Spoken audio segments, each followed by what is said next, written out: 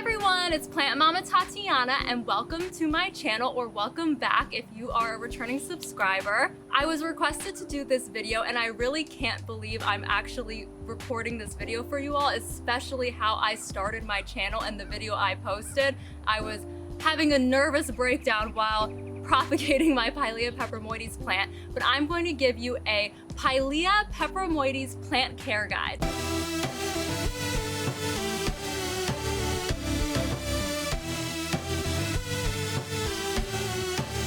The Pilea Peperomioides is also known as the Chinese money plant or the UFO plant, also known as the friendship plant. It goes by a lot of different names. I learned how to say Pilea Peperomioides, so I'm going to say Pilea Peperomioides.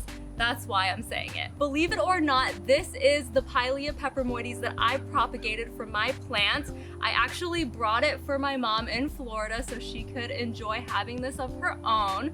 So there are 3 little Pilea babies in here and they are just blossoming. They look so good. They are just adorable and honestly they look better than my original plant. So let me give you the plant care guide of what I have learned on how to take care of these plants based on my experience. So first things first is light. This plant likes bright indirect light. It doesn't like direct light. It will scorch the leaves a little bit if it does get direct light, which you can see there. But it does like that bright light and it does like being near a window. I like to rotate the plant every once in a while so that it gets even light around the plant and it starts to grow more full and round. This one you can tell was starting to lean a little bit forward. So next time around, we will be rotating it this way. So just keep that in mind so you can get a more full and even plant. This plant likes to dry out between waterings, just like basically every other plant. It does enjoy to be kept a little more moist, so it doesn't need to be bone dry between waterings, but definitely let the plant dry out a little bit in between waterings so that there isn't a risk of root rot. If you're using a moisture meter, maybe water it at a 3 on the scale, so not a 1 or a 0, but let it dry out a bit. A good indicator of when you should water this plant is when you start to notice some drooping leaves. The leaves will kind of start to dip down a little bit. You'll also notice that the plant will kind of start to curl down and around like that when it's drying out. It also will kind of curl around when it gets too much light. It'll curl up a little bit. So definitely look at those indicators on the leaf and you'll know when to water it. I would recommend potting it up in a plastic container or a ceramic container like this because it will keep it a little more moist, whereas what is that called? The clay? Oh, terracotta.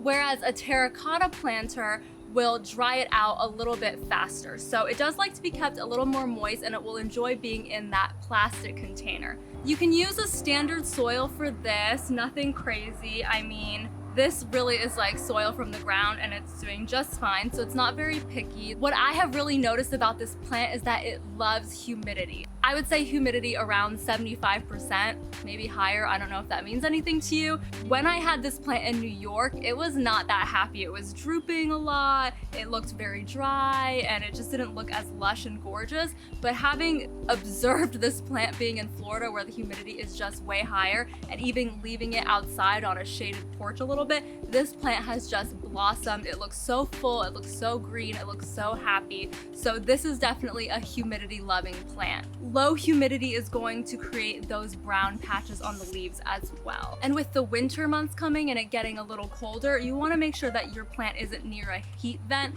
because that can dry out the plant a lot too. So that won't help with the humidity at all. So keep it away from those hot vents and make sure it's still getting a good amount of light, but try to put it in the bathroom when you shower, for example, somewhere with higher humidity, or just get a humidifier. To propagate the Pilea Peperomioides, this is all propagated here, but basically you're going to want to remove the little offshoots that this plant creates, and then you'll just put that in water or put it directly in soil and it'll grow roots. It's actually really easy.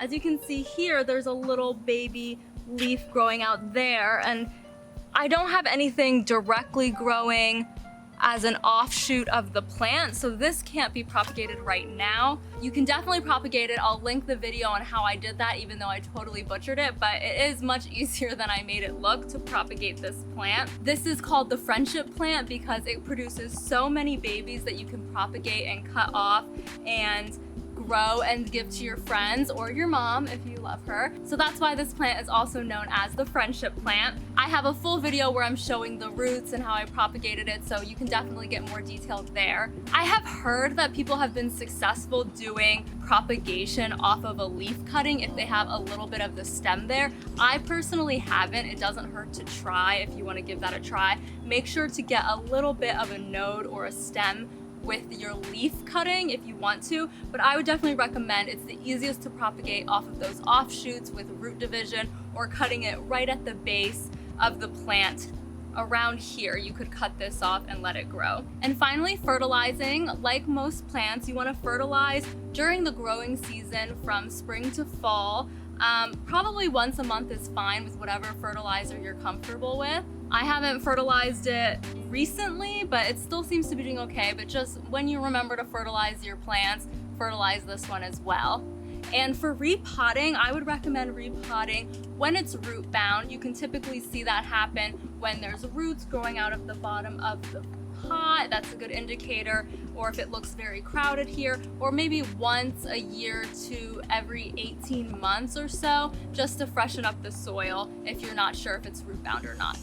So those are my tips for the Pilea Peperomoides. It's actually a really easy plant. It's really straightforward, and that's how I've gotten it to thrive and propagate into new plants as well. Let me know if you have any questions, and definitely let me know if there's another plant that you want me to do a complete care guide for. Thank you so much for watching. Don't forget to subscribe to my channel, and I'll catch you in the next video. Bye!